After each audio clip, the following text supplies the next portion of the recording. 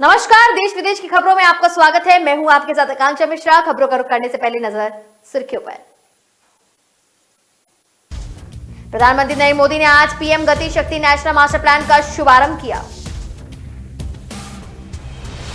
कोयले की कमी से होने वाले बिजली संकट को देखते हुए अब खुद प्रधानमंत्री ने इस मामले में दखल देते हुए एक्शन प्लान किया तैयार। राजधानी में राष्ट्रीय स्वयंसेवक संघ आरएसएस के कार्यालय भारती भवन को जोड़ने वाली सड़क पर बने मुख्य द्वार का नाम गुरु गोविंद सिंह कर दिया गया। मंगलवार को ग्रुप ऑफ G20 शिखर सम्मेलन के समापन के बाद इतालवी प्रधानमंत्री मारिया ड्रैगी ने कहा कि पड़ोसी देशों को अफगानिस्तान में समस्याओं को हल करने में शामिल होना चाहिए। और बॉलीवुड स्टार शाहरुख खान के बेटे आर्यन की जमानत अर्जी पर आज मुंबई के सेशन कोर्ट एनडीपीएस कोर्ट में सुनवाई। तो अब खबरों को जानेंगे विस्तार से। जहां गति शक्ति नेशनल मास्टर प्लान की शुरुआत प्रधानमंत्री नरेंद्र मोदी ने आज पीएम गति शक्ति नेशनल मास्टर प्लान का शुभारंभ कर दिया है। 100 लाख करोड़ रुपए की इस योजना के तहत रेल और सड़क समेत 16 मंत्रालयों को डिजिटली कनेक्ट किया गया है। इससे इंफ्रास्ट्रक्चर डेवलपमेंट प्रोजेक्ट्स में तेजी आएगी। इसके तहत शुरुआत में ही 16 ऐसे मंत्रालयों की पहचान की गई है जो बेसिक इंफ्रास्ट्रक्चर डेवलपमेंट का काम देखते हैं। प्रधानमंत्री नरेंद्र मोदी ने 15 अगस्त को गति शक्ति योजना का ऐलान किया था। इस अवसर पर पीएम मोदी ने कहा कि आज दुर्गा अष्टमी है। पूरे देश में आज कन्या पूजन हो रहा है। आज देश की प्रगति को शक्ति देने का शुभ मुहूर्त भी है और यह 21वीं सदी से भारत के निर्माण को नई ऊर्जा देगा, विकास के रास्ते की रुकावट को दूर करेगा और भारत के विकास को गति देगा। एक पोर्टल से सभी योजनाओं की जानकारी मिलेगी। देसी हैंडीक्राफ्ट अंतर्राष्ट्रीय स्तर पर दिखेंगे। उन्होंने कहा कि पहले की सरकारों को लगता था कि जैसा चल रहा है वैसा चलने दो। आज का भारत समय पर प्रोजेक्ट को पूरा कर रहा है। सरकारी शब्द का मतलब पहले बिगड़ा था, लेकिन अब सरकारी मतलब क्वालिटी खराब है। लेकिन अब भारत 21वीं सदी में पुरानी सोच को पीछे छोड़ रहा है। प्रधानमंत्री ने बताया कि आने वाले 4-5 सालों में देश में 200 से ज्यादा नए एयरपोर्ट, हेलीपैड, वाटर एयरडोम बनने जा रहे हैं। देश के किसानों मछुआरों की आय बढ़ाने का काम चल रहा है। 1000 किलोमीटर लंबे नए मेट्रो रूट पर काम चल रहा है और देश को विश्वास है कि भारत तेजी से काम कर सकता है।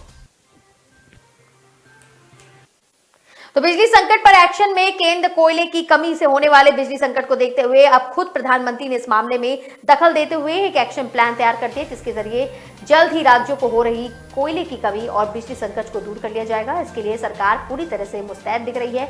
मौजूदा समय में ताप बिजली घरों की रोजाना की कोयले की मांग करीब 19 लाख टन है। वहीं सोमवार को 19.5 लाख टन कोयले की आपूर्ति हुई है। इसको एक सप्ताह में बढ़ाकर हर रोज 20 लाख टन कर दिया जाएगा। इस बात की भी उम्मीद जताई जा रही है कि इस माह के अंत तक अधिकतर बिजली घरों के पास 8 दिनों के कोयले का भंडारण उपलब्ध होगा। कोयला मंत्रालय ने राज्यों से कहा कि वो कोल इंडिया के स्टॉक से कोयला ले जाए। केंद्र के मुताबिक बीते 4 दिनों में संयंत्रों में होने वाली कोयला आपूर्ति में काफी सुधार हुआ है। आपको बता दें कि उन्होंने ये भी बोला है कि आवंटित बिजली की आपूर्ति अपने ग्राहकों को नहीं करेंगे, उनके खिलाफ उचित कार्रवाई की जाएगी। ऐसे में उन राज्यों को मिलने वाली अतिरिक्त बिजली आवंटन रद्द कर दूसरे जरूरतमंद राज्यों को दिया जाएगा। सरकार ने भविष्य में कोयले की आपूर्ति को बढ़ाने के लिए 40 नए कोयले खदानों की नीलामी की प्रक्रिया शुरू कर दी है। पहले 2 चरणों में 28 ब्लॉक की नीलामी की गई थी और केंद्र की तरफ से कहा गया झारखंड, छत्तीसगढ़, ओडिशा, मध्य प्रदेश, महाराष्ट्र, बंगाल, आंध्र प्रदेश, तेलंगाना, अरुणाचल प्रदेश व असम में स्थित कुल 88 कोल ब्लॉक की नीलामी होनी है। तो राज्यपाल और मेयर ने सड़क का उद्घाटन किया है। राजधानी में राष्ट्रीय स्वयंसेवक संघ आरएसएस के कार्यालय में बता दें कि भारती भवन को जोड़ने वाली सड़क पर बने मुख्य द्वार का नाम गुरु गोविंद सिंह कर दिया गया। मंगलवार को इसका उद्घाटन उत्तर प्रदेश की राज्यपाल आनंदीबेन पटेल और महापौर संयुक्त भाटिया ने किया। इस मौके पर राज्यपाल आनंदीबेन पटेल ने कहा कि गुरु नानक देव की शिक्षाएं पहले जितनी प्रासंगिक थी उतनी ही आज ही प्रासंगिक हैं। इन्हें लोगों तक पहुंचाने की जिम्मेदारी हमारी है, जिससे कि सभी लोग इनकी शिक्षाओं से प्रेरणा लेकर सत्य, प्रेम, अहिंसा, शांति, एकता और सद्भाव के रास्ते पर चलकर देश को आगे बढ़ाने में अपना सहयोग दे सकेंगे। उन्होंने कहा कि महापुरुषों की शिक्षाओं पर ही चलकर हमारा देश एक बार फिर विश्व गुरु बन सकता है। उन्होंने कहा कि इस ऐतिहासिक द्वार के लोकार्पण का अवसर उनको मिला है, वह खुद को गौरवान्वित महसूस कर रही है। राज्यपाल ने कहा कि सिख धर्म के संस्थापक गुरु नानक देव के आदर्श शिक्षाओं को प्रचार और सिख परंपरा को आगे बढ़ाने की दिशा में गुरु अंगद देव, गुरु अमरदास, गुरु रामदास, गुरु अर्जुन देव, गुरु हरि गोविंद साहब, गुरु हरि राय, गुरु हरि कृष्ण, गुरु तेग बहादुर और गुरु गोविंद सिंह ने बड़ा महान कार्य किया। उन्होंने कहा कि गुरु तेग बहादुर सिंह एक क्रांतिकारी युग पुरुष थे। राज्यपाल आनंदीबेन पटेल ने यह भी कहा कि गुरु गोविंद सिंह एक महान योद्धा के साथ ही एक कवि और आध्यात्मिक व्यक्ति थे। तो वह अफगानिस्तान संकट पर बोले इटली के प्रधानमंत्री। मंगलवार को ग्रुप ऑफ G20 शिखर सम्मेलन के समापन के बाद इतालवी प्रधानमंत्री मोरिया ड्रैगी ने कहा कि पड़ोसी देशों को अफगानिस्तान में समस्याओं को हल करने में शामिल होना चाहिए। रोम में एक संवाददाता सम्मेलन में ड्रैगी ने कहा कि देश में मुद्दों को हल करने के लिए पड़ोसी देशों की भागीदारी आवश्यक है। सम्मेलन का आयोजन इटली ने किया था, जो G20 का मौजूदा अध्यक्ष है। अगस्त में तालिबान के अधिग्रहण और उसके बाद अंतरिम सरकार के गठन के बाद अफगानिस्तान में बिगड़ती मानवीय स्थिति के बीच यह बयान आया है। यूरोपीय आयोग के अध्यक्ष अर्सुला वॉन डेर लोइंग ने अफगानिस्तान की सहायता के लिए 1 बिलियन यूरो खर्च करने का वादा किया। G20 शिखर सम्मेलन के बाद बोलते हुए इतालवी प्रधानमंत्री ने कहा कि शिखर सम्मेलन में भाग लेने वालों ने संयुक्त राष्ट्र को अफगानिस्तान में सीधे समन्वय और कार्य करने का जनादेश दिया है। ड्रैगी ने कहा कि G20 के नेता इस बात से सहमत है कि अफगानिस्तान में विकसित हो रहे मानवीय संकट की स्थिति सबसे गंभीर है। अंतर्राष्ट्रीय संगठन की विभिन्न प्रतिनिधियों ने इस मानवीय संकट के बारे में बात की है। सर्दियों के दृष्टिकोण से देखा जाए तो स्थिति केवल बदतर होती जा रही है।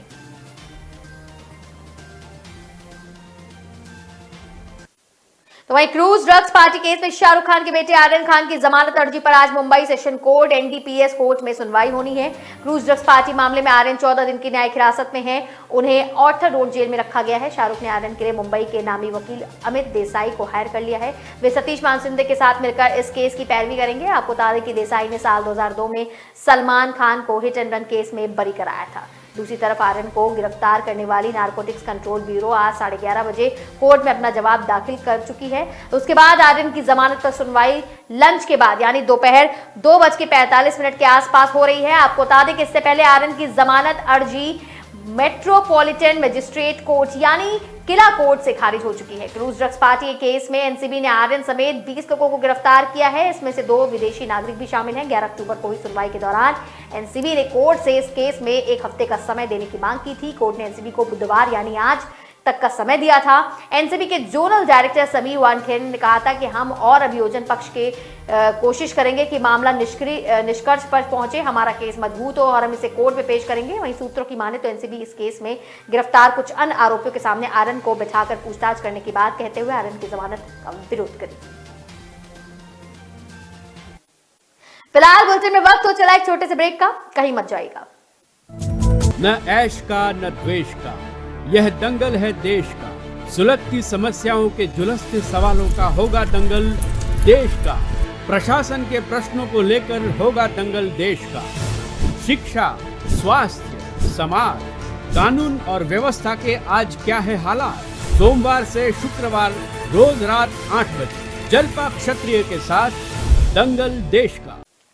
तो ब्रेक के बाद एक बार फिर से करेंगे बुलेटिन की शुरुआत, जहां जम्मू कश्मीर में हाल ही में हुए आतंकी हमलों के खिलाफ देश भर में गुस्सा व्याप्त है। नेशनल कॉन्फ्रेंस के नेता और जम्मू कश्मीर के पूर्व मुख्यमंत्री फारूक अब्दुल्ला ने भी आतंकियों पर तीखा हमला बोला है। उन्होंने कहा है कि आम लोगों की हत्या करने वाले दहशतगर्दों का नरक में इंतजार हो रहा है। अब्दुल्ला ने ये बात एक टीवी को दिए इंटरव्यू में कही है। उनका कहना है कि इस्लाम निर्दोष लोगों की हत्या को इजाजत नहीं देता है। कट्टरपंथियों को ये बात समझनी चाहिए। इसके साथ ही अब्दुल्ला ने पाकिस्तान से बातचीत करने की पैरवी भी की है। उन्होंने कहा है कि हिंसा को खत्म करने के लिए सबसे अच्छा ये रहेगा कि भारत और पाकिस्तान एक साथ बैठे और शांति बहाली पर बात करें। इससे बड़ा बदलाव आएगा। हम हमेशा से कहते हैं कि बैठक हो, बातचीत हो। इसके साथ ही अब्दुल्ला ने एक बार फिर आर्टिकल 370 हटाए जाने के फैसले पर भी सवाल उठाए। उन्होंने कहा कि जब आर्टिकल 370 हटाया गया तभी लगा था कि चीजें ठीक नहीं होंगी, हालात ज्यादा बिगड़ेंगे और ऐसा ही हुआ है। पिछले हफ्ते श्रीनगर में आतंकियों ने ईदगाह इलाके में एक स्कूल में घुसकर 2 टीचर्स की हत्या कर दी। इनमें प्रिंसिपल सुपिंदर कौर और शिक्षक दीपक चांद शामिल थे। बता दें कि सुपिंदर सिख समुदाय से और दीपक चांद कश्मीरी पंडित थे। इससे कुछ दिन पहले आतंकियों ने कश्मीरी पंडित माखनलाल बिंद्रू और रेहड़ी लगाने वाले बिहार के बीरेन पासवान को निशाना बनाया था। तो यूपी चुनाव के पहले भागवत का बयान चर्चा में कैसे मंतात्रण होता है। अपने देश के लड़के लड़कियां दूसरे मतों में कैसे चले जाते हैं। छोटे छोटे स्वार्थों के कारण विवाह करने के लिए करने वाले गलत है, वो बात अलग है, लेकिन हमारे बच्चे हम नहीं तैयार करते, हमें इसका संस्कार घर में देना पड़ेगा। इस बयान में राष्ट्रीय स्वयंसेवक संघ यानी आरएसएस के प्रमुख मोहन भागवत का है। उन्होंने ये नसीहत उत्तराखंड के हल्द्वानी में आरएसएस कार्यकर्ताओं और उनके परिवारों को संबोधित करने के दौरान दी है।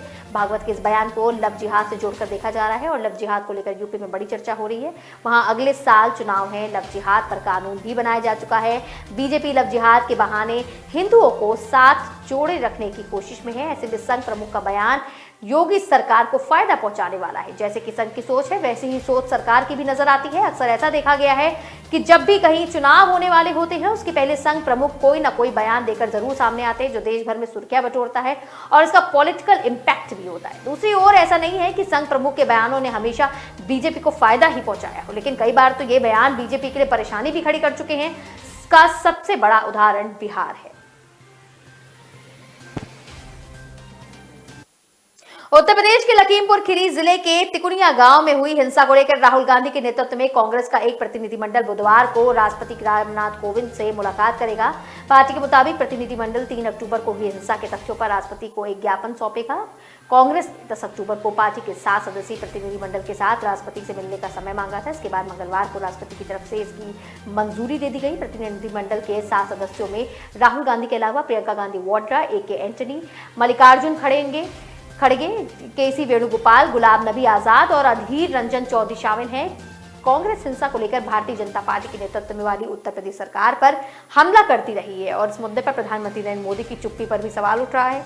प्रियंका और राहुल ने पीएम मोदी पर तंज कसते हुए कहा था कि दूसरे काम के लिए प्रधानमंत्री के पास समय है लेकिन किसानों के परिवार से मिलने का वक्त नहीं। इस बीच भाजपा ने कहा कि लखीमपुर खीरी कांड को लेकर खूब राजनीति हो रही है। राहुल और प्रियंका गांधी का नाम लेते हुए भाजपा प्रवक्ता संबित पात्रा ने कहा कि वे खुद को दलितों के चैंपियन के रूप में पेश करने की कोशिश कर रहे हैं। पात्रा ने कहा फिर भी राजस्थान में एक युवा दलित व्यक्ति की कुछ दिनों पहले पीट कर हत्या करने की घटना की जांच नहीं की गई और किसी का ध्यान ही नहीं गया।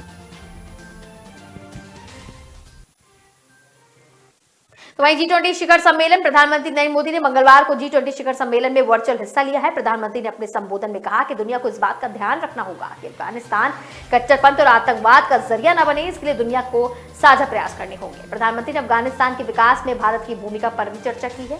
मोदी ने मीटिंग में बताया कि किस तरह पिछले 2 दशकों से अफगानिस्तान के विकास में भारत ने अहम भूमिका निभाई। पीएम ने यह भी बताया कि अफगानिस्तान में सामाजिक आर्थिक दशा को बदलने के लिए 500 से अधिक प्रोजेक्ट को भारत की मदद से पूरा किया गया। इससे वहां के युवाओं और महिलाओं की हालत में सुधार आया है। इन कोशिशों से भारत अफगानिस्तान के लोगों के बीच एक खास मित्रता की भावना बनी है। ऐसे में अभी वहां की मानवीय त्रासदी और भुखमरी से पूरा भारत दुखी है। पीएम मोदी ने अंतर्राष्ट्रीय समुदाय से अपील की है कि इस संकट में अफगानिस्तान के जरूरतमंद लोगों के साथ खड़े हों।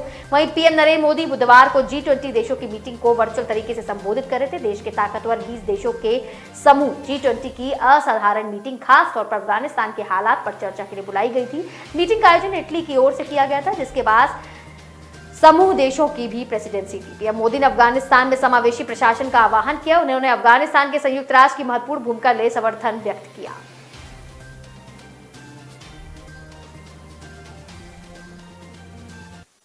स्नेहा दुबे की देश को सलाह भारत ने संयुक्त राष्ट्र महासभा में मंगलवार को एक बार फिर दोहराया। सामूहिक प्रयासों के तहत सतत विकास हासिल होगा और भारत इस दिशा में काम करना लगातार जारी रखेगा। संयुक्त राष्ट्र महासभा में सतत विकास के मुद्दे पर बोलते हुए संयुक्त राष्ट्र की प्रथम सचिव स्नेहा दुबे ने कहा कि हमारा मानना है कि हमारा मानव केंद्रित दृष्टिकोण वैश्विक भलाई के लिए सर्वाधिक उपयोगी होगा। इसके अलावा वैश्विक जलवायु कार्रवाई के मुद्दे पर प्रथम सचिव ने कहा कि आवश्यक है कि बयानों के साथ ठोस कार्रवाई भी हो। G20 भारत में अकेला देश ऐसा है जो पेरिस के लक्ष्यों को पूरा करने की ओर अग्रसर है।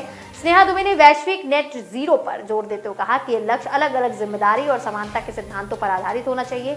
दुबे ने कहा कि विकासशील देशों के लिए विकास के लिए विकसित देशों को नेट माइनस करना होगा। उन्होंने जोर देते हुए कहा कि वर्ष 2050 तक कार्बन स्पेस को खाली करने के लिए विकसित देशों को नेट माइनस करना ही होगा।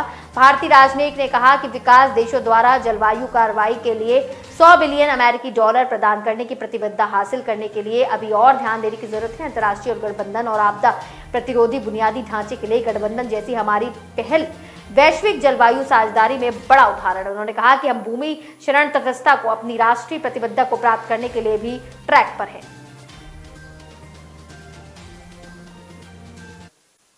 तो यहां वक्त चला एक और छोटे से ब्रेक का, आप बने रहे हमारे साथ।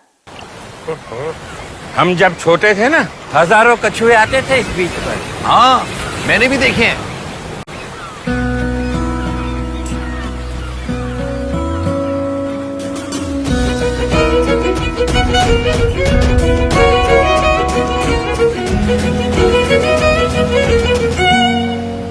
क्या कर रही हो बेटा? कछुओं के लिए जगह बना रही हूँ ताकि वो दोबारा वापस आ सके। मुझे भी तो देखना है कछुए।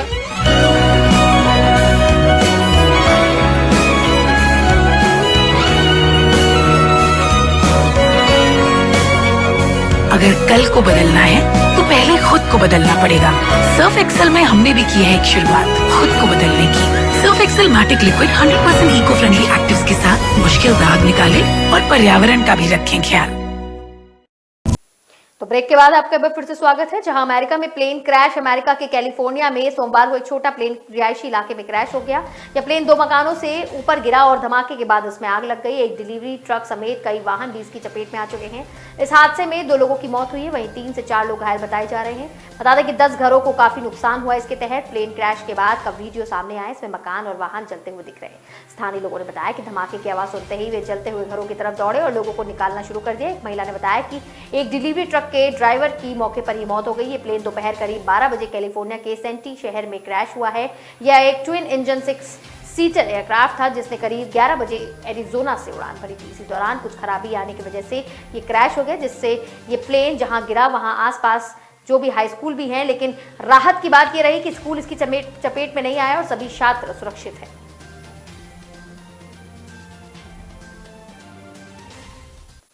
तो अमेरिका की वित्त मंत्री जेनेट येलेन अपनी भारतीय समकक्ष निर्मला सीतारमण के साथ होने वाली भारत अमेरिकी आर्थिक एवं वित्तीय साझेदारी की अगले दौर की बैठक की बृहस्पतिवार को मेजबानी करेंगी। आधिकारिक घोषणा में मंगलवार को बताया गया कि येलेन अंतर्राष्ट्रीय मुद्रा कोष और विश्व बैंक की वार्षिक बैठकों के स्तर पर बैठक की मेजबानी करेंगी। सीतारमण अभी अमेरिका की 1 सप्ताह की यात्रा पर हैं। अमेरिकी वित्त मंत्रालय ने कहा कि यह बैठक अमेरिका और भारत संबंधों में हुई हाल ही में गति पर आधारित है।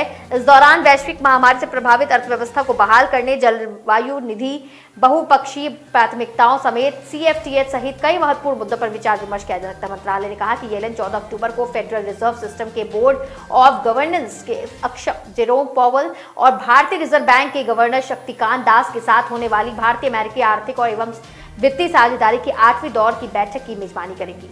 वित्त मंत्री बुधवार को G20 की बैठक में हिस्सा लेंगी और अमेरिका भारत व्यापार परिषद एवं CII द्वारा आयोजित एक ग्लोमेज बैठक में निवेशकों के साथ बातचीत भी करेंगी। यूपी इलेक्शन 2022 चुनाव में कांग्रेस अपने सीएम पद के चेहरे के तौर पर ब्राह्मण नेता पर दाव लगा सकती है। जी हां, खबर आ रही है कि इस लिहाज से पूर्व केंद्रीय मंत्री राजीव शुक्ला और भाजपा के बड़े पद पर रहे एक नेता के नाम पर गंभीरता से विचार किया जा रहा है। इस बार कांग्रेस ने पूरी तैयारी के साथ विधानसभा चुनाव में उतरने की रणनीति बनाई है, इसलिए चेहरा देने में वह पीछे नहीं रहना चाहती है। कांग्रेस महासचिव प्रियंका गांधी वाड्रा के यूपी का प्रभारी बनाए जाने के बाद से पार्टी किसी न किसी मुद्दे को लेकर लगातार चर्चे में है। खासकर कानून व्यवस्था, उत्पीड़न, किसानों के मुद्दों पर या लगातार आंदोलन कर रही है या चल रहे आंदोलन में सक्रिय भूमिका भी निभा रही। सार्वजनिक मंच से पार्टी भले ही सर्व समाज की बात करती हो, पर उसके नेता स्वीकार नहीं करते हैं और अपनी आधार वोट पर बनने की पुख्ता रणनीति भी बनाए हुए हैं। प्रदेश में 80 के दशक तक अधिकांश समय कांग्रेस की ही सरकारें रही हैं। इस दौरान 6 मुख्यमंत्री ब्राह्मण जाति से दिए गए हैं। अपनी जमीनी छोटे छोटे अभियानों में कांग्रेस के नेता इसका प्रचार करने में भी नहीं चूकते, ताकि ब्राह्मण मतदाताओं के बीच फिर से अपनी पैड़ बना सकें। यूपी में वर्तमान में ब्राह्मणों की अनुमानित संख्या 10 से 12% है। कांग्रेस सूत्रों की माने तो पार्टी ने विधानसभा चुनाव में ब्राह्मण नेता के सीएम चेहरे के रूप में बनाने के लिए अंदर योजना बना रही है। तो अब Twitter service down, micro blogging platform Twitter के डाउन होने के बाद की खबरें आ रही हैं। बता दें कि किसी भी वेबसाइट और सर्विस की रियल टाइम जानकारी देते हुए प्लेटफॉर्म डाउन डिटेक्ट होने के मुताबिक देश के 450 से ज्यादा यूजर्स को ट्विटर अकाउंट में प्रॉब्लम हो रही है। इसमें 55% लोगों को ट्विटर के वेबसाइट में, 35% लोगों को ट्विटर के ऐप पर और 11% सर्वर से जुड़ी एरर्स आ रही है। ट्विटर के डाउन होने के पीछे क्या कारण है, इसे लेकर कोई भी आधिकारिक जानकारी सामने नहीं आई है। बता दें कि एक दिन पहले ही इस तरह की प्रॉब्लम जीमेल में आ रही थी। वहीं बीते सप्ताह सोशल मीडिया प्लेटफॉर्म फेसबुक को 2 बार आउटेज का सामना करना पड़ा।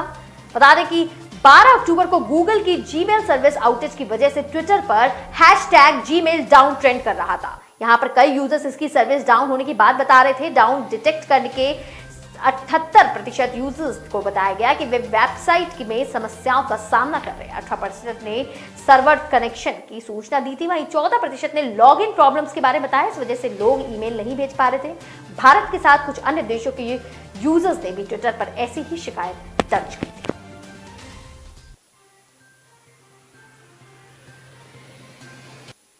तो चलिए अब आपको शेयर बाजार अपडेट से मिले जुले ग्लोबल संकेतों के बीच घरेलू शेयर बाजार में आज शानदार किस तरीके की तेजी देखने को मिल रही है इसके बारे में बताते हैं।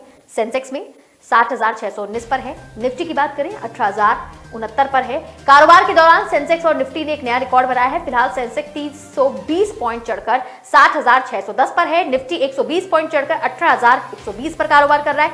बाजार को ऑटो शेयर्स का सपोर्ट मिल गया है। एनईसी पर ऑटो इंडेक्स शानदार तेजी से कारोबार कर रहा है। इसमें टाटा मोटर्स के शेयर 16% चढ़कर और अशोक लेलैंड्स के शेयर 4% चढ़कर कारोबार करें। सेंसेक्स के 30 शेयर्स में से 24 शेयर बढ़त के साथ 6 शेयर कमजोरी के साथ ट्रेड कर रहे हैं। इसमें M&M के शेयर की बात करें तो 4% है। पावर ग्रिड के शेयर 2% से ज्यादा भी तेजी के साथ कारोबार कर रहे हैं। वहीं मारुति के शेयर में आधा % की कमजोरी देखने को मिल रही है। बीएसई पर 2,998 शेयर्स में कारोबार कर रहा है, जिसमें 1,895 शेयर बढ़त के साथ 974 शेयर्स लाल निशान के कारोबार पर रहे। इसी के साथ बीएसई पर लिस्टेड कंपनियों के कुल मार्केट कैप 270 लाख करोड़ रुपए के पार पहुंच गए। इससे पहले मंगलवार को सेंसेक्स 178 पॉइंट यानी 0.25% बढ़कर 7,284 पर, निफ्टी पॉइंट्स 86 पॉइंट्स यानी 0.26% के साथ तेजी और 17,1991 के स्तर पर बंद हो गया था।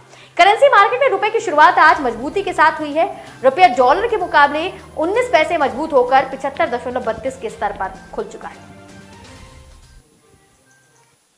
तो फिलहाल देश विदेश की खबरों में मेरे साथ अभी के लिए सिर्फ इतना ही। तमाम खबरों के लिए आप देखते रहे के न्यूज नेशनल। नमस्कार।